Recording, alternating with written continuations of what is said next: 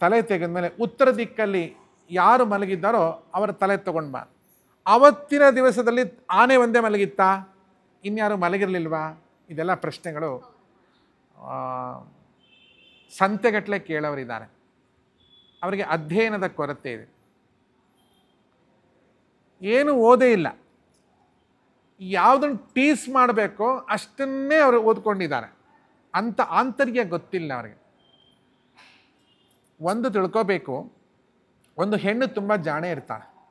ಏನು ಜಾಣೆ ಅಂದರೆ, ಮುಂದೆ ಇವನು ಅಮ್ಮನ ಮಗ ಅನಿಸ್ಕೊಂಡ್ರೆ ನಿಮ್ಮಪ್ಪ ಯಾರು ಅಂತ ಕೇಳಿದಾಗ ನನಗೆ ಗೊತ್ತಿಲ್ಲ ಅಂತ ಅವರಪ್ಪ ಹೇಳಿಬಿಟ್ರೆ ಹೆಣ್ಣಿನ ಚರಿತ್ರೆಗೆ ಕಳಂಕ ಬರುತ್ತೆ. ಅದಕ್ಕೆ ಅವಳು ತಲೆಯನ್ನು ಇಟ್ಟಿದ್ದು. ತಲೆ ತೆಗೆದೇ ತೆಗಿತಾ ನನ್ನ ಗಂಡ ಅಂತ ಗೊತ್ತು. ಅವನು ತಲೆ ತೆಗೆದ ಮೇಲೆ ತಲೆಯನ್ನು ಕೂಡಿಸಬೇಕು. ಆ ಕೂಡಿಸುವ ತಲೆ ಯಾವುದು? ಆನೆಯ ತಲೆ. ಈಗ ಮತ್ತೆ ಇಲ್ಲಿ ಬಯಾಲಜಿ ಬಂದ್ಬಿಡತ್ತೆ. ಯಾಕೆಂದರೆ ಒಂದು ಮಾನವನ ಶರೀರ ಹೀಗಿದೆ, ಅಂದರೆ ತಿರಿಯಕ್ ಜಂತುಗಳು ಅವೆಲ್ಲ. ತಿರಿಯಕ್ ಅಂದರೆ ಅಡ್ಡಡ್ಡ ಇರ್ತಕ್ಕಂಥದ್ದು. ಅಡ್ಡಡ್ಡ ಇರ್ಬೇಕಾದ್ರೆ ತಲೆ ಇಲ್ಲಿದೆ, ಬೆನ್ನಿಲ್ಲಿದೆ, ಪೃಷ್ಠ ಇಲ್ಲಿದೆ, ಹೀಗೆ ಇರುತ್ತಲ್ವಾ. ಮನುಷ್ಯಂದು ಹಾಗಿಲ್ಲ, ತಲೆ ಮೇಲೆ, ಭುಜ ಕೆಳಗೆ, ಹೀಗೆ ಉದ್ದಕ್ಕೆ. ಆ ಆನೆ ತಲೆಯನ್ನು ನಾವು ಕಟ್ ಮಾಡಿ ತಂದಾಗ ಇಲ್ಲಿಗೆ ನಾವು ಸರ್ಜರಿ ಮಾಡಬೇಕಾದ್ರೆ ಹೀಗಿಡಬೇಕಾಗತ್ತೆ ಕುತ್ತಿಗೆನ. ಯಾಕಂದರೆ ಆನೆ ತಲೆ ಹೀಗಿರುತ್ತಲ್ವಾ, ಹಿಂಗೆ ಕಟ್ ಮಾಡಿದಾಗ ಕುತ್ತಿಗೆನ ಹೀಗಿಟ್ಟಾಗ ತಲೆ ಹೀಗಾಗಬೇಕು. ಆದಾಗ ಈ ಮೈ ಆದರೂ ಹೇಗೆ ನಿಲ್ಲುತ್ತೆ?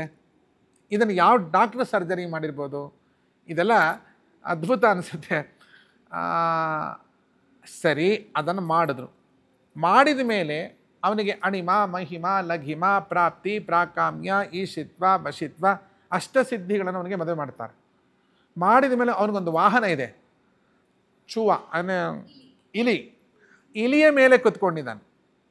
ನಮ್ಮ ಅಜ್ಜಿ ಕೇಳ್ತಾ ಇದ್ದೆ, ಇಲಿ ಮೇಲೆ ಹ್ಯಾಕೆ ಕುತ್ಕೊಂಡ? ಅವನ ಹೆಸರು ಮಹೋದರೋ ಗಜಮುಖ.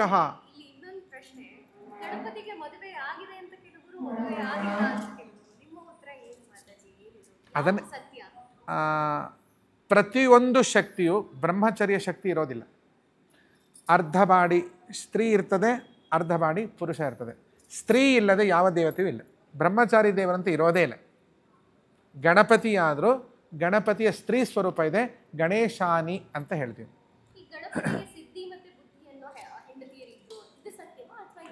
ಪುಟ ಅಲ್ಲಿ ನಾವು ಲೌಕಿಕ ಅರ್ಥದಲ್ಲಿ ಸಿದ್ಧಿ ಬುದ್ಧಿ ಅಂತ ಹೆಣ್ಣಿಗೆ ತಗೋಬಾರ್ದು. ನಾವು ತಾತ್ವಿಕ ಅರ್ಥದಲ್ಲಿ ಒಳ್ಳೆ ಸಿದ್ಧಿ ಇದೆ ಅವನಿಗೆ, ಒಳ್ಳೆ ಬುದ್ಧಿ ಇದೆ. ಅದು ಇಕಾರ ಅಂತ, ಅದು ಕೊನೆಗೆ ಈ ಅಂತಿರೋದ್ರಿಂದ ಸ್ತ್ರೀ, ಅದು ಬುದ್ಧಿ ಮತ್ತು ಸಿದ್ಧಿ. ಬುದ್ಧ ಸಿದ್ಧ ಅಂತಿಲ್ಲ ಅಲ್ಲಿ, ಸಿದ್ಧಿ ಬುದ್ಧಿ. ಲೋಕದಲ್ಲಿ ಶಕ್ತಿಯನ್ನು ಶಬ್ದವೇ ಸ್ತ್ರೀವಾಚ್ಯವಾದ್ರಿಂದ ಅಲ್ಲಿ ಸಿದ್ಧಿ ಬುದ್ಧಿ ಅನ್ನೋದು ಅವನ ಹೆಂಡತಿಯರು ಅಂತಂದರೆ ಫಾಲೋ ಮಾಡೋರು ಅಂತ ಅಷ್ಟೇ ಅರ್ಥ, ಬಿಟ್ಟರೆ ಬೇರೆ ಏನೂ ಅಲ್ಲ.